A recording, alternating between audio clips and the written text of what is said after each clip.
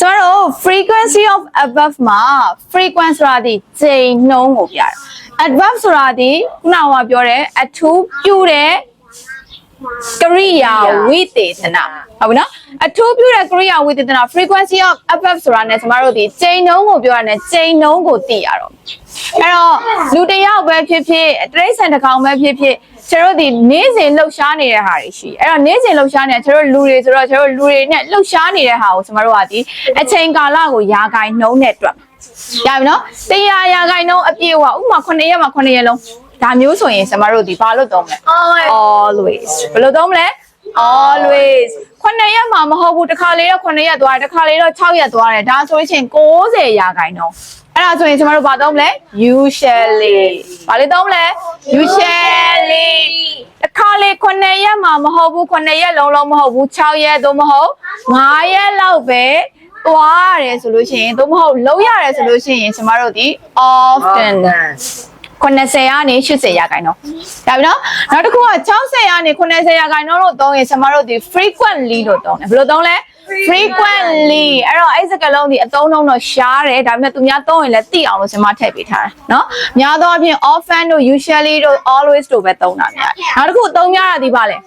sometimes ဆိုတာဒီကျမတို့ဒီ s လေးပါတယ်နော်အတန်ထွက်ကတခါတည်းမှတ်အောင်လုပ်ထားမလို့ sometimes အဲ့တော့40ရာခိုင်နှုန်းကနေ50ရာခိုင်နှုန်းဖြစ်တဲ့အတွက်ကြောင့်မလို့ကျမတို့ဒီ9ရက်မှာ4ရက်သို့မဟုတ်3ရက်ပဲလောက်တာမျိုးပြောတာရပြီနော်4ရက်သို့မဟုတ်5ရက်ပေါ့အဲ့ဒါဆိုရင်ကျမတို့ဒီပါလဲ sometimes ရပြီနော်နောက်တစ်ခုက occasionally ဆိုတာဒီပါလဲ30ရာနေ40ရာခိုင်နှုန်းကိုယ့်ရဲ့သတ်မှတ်မှုတို့ပေါ့လဲမူတည်တယ်တယောက်နဲ့သတ်မှတ်မှုချင်းမတူဘူးဥပမာတစ်လလုံးနဲ့သတ်မှတ်တာရှိရဲ့တစ်ရက်လုံးသတ်မှတ်တာရှိရဲသို့မဟုတ်တစ်ပတ်စာသတ်မှတ်တာရှိရဲတစ်နှစ်သာသတ်မှတ်တာရှိရဲမတူဘူးเนาะဒါကတော့ကိုယ့်ရဲ့သတ်မှတ်ခြင်းတဲ့ပုံစံမျိုးနဲ့ကိုအဲ့တော့30ရာခိုင်နှုန်းကနေ40ရာခိုင်နှုန်းအထိသတ်မှတ်ခြင်းဘယ်လိုပြောမလဲ occasionally ရပြီเนาะနောက်တစ်ခုကကျတော့10ရာခိုင်နှုန်းက20ရာခိုင်နှုန်းဥပမာ9ရက်ဆိုရင်1ရက်လောက်ပဲလို့ဟုတ်လား9ရက်မှာ2ရက်လောက်ပဲလို့ဒါမျိုးဆိုရင်ကျွန်တော်တို့ဘာသုံးလဲ rarely နောက်တစ်ခုက10ရာခိုင်နှုန်းဆိုရင်9ရက်မှာ1ရက်လောက်ပဲပူညီပေးတာမျိုးလို့ဒါမှမဟုတ်ရှင်ကြောင်းပြေးတာမျိုးလို့ဒါမျိုးဆိုလို့ရှိရင်10ရာခိုင်နှုန်းကျွန်တော်တို့သတ်မှတ်တယ်ဆိုလို့ရှိရင်ဘာသုံးမလဲ seldom ဘယ်လိုတန်ထွက်လဲ seldom အသုံးလုံးလေးမှတ်ထားမယ်နော်နောက်တစ်ခု hardly ever ဒီဘယ်လောက်လဲ9ရာခိုင်နှုန်းပဲဖြစ်သွားပြီဒါဆိုရင်9ရက်မှာ1ရက်သို့မဟုတ်လုံးဝမလုပ်တာမျိုးဒါဆိုရင်ကျွန်တော်တို့ဒီ hardly ever သုံးမယ်နောက်တစ်ခုကတော့ဗာလဲလုံးဝ9ရက်မှာ9ရက်လုံးမလုပ်တာဟုတ်လား9ရက်မှာတစ်လားရှိရင်တစ်လားလုံးမလုပ်တာဒါမျိုးဆိုရင်ကျွန်တော်တို့ဘယ်လိုသုံးမလဲ never ဘယ်လိုသုံးလဲ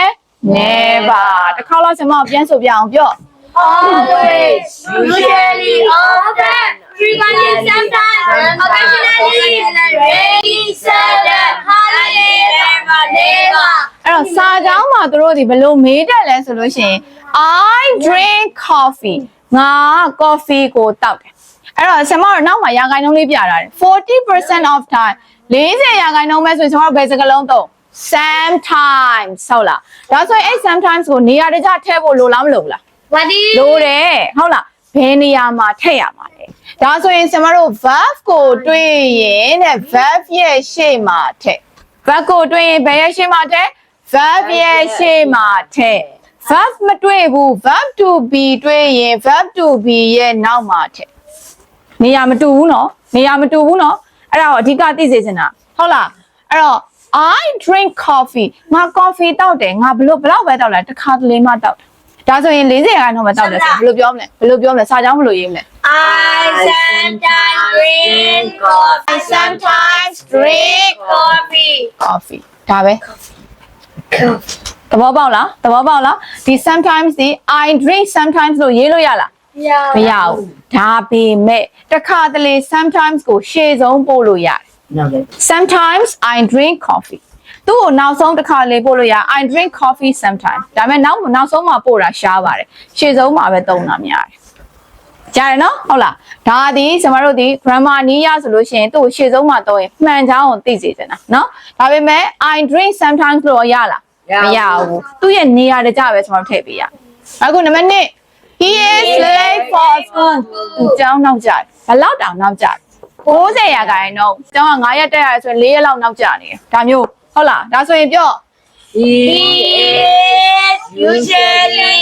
late for school. he usually is late သုံးလို့ရလား မရဘူးလွဲတယ်နော်မှားတယ်နော်ဟုတ်လားအဲ့တော့ he is usually late for school နေရာလေးသိမယ်နော်နေရာလေးသိမယ်နော်အဓိကနေရာထက်တက်ဖို့နဲ့ငါဘယ်လိုအချိန်တွေမှာသုံးမလဲဆိုတာကိုစဉ်းစားတတ်ဖို့ပဲသဘောပေါက်လား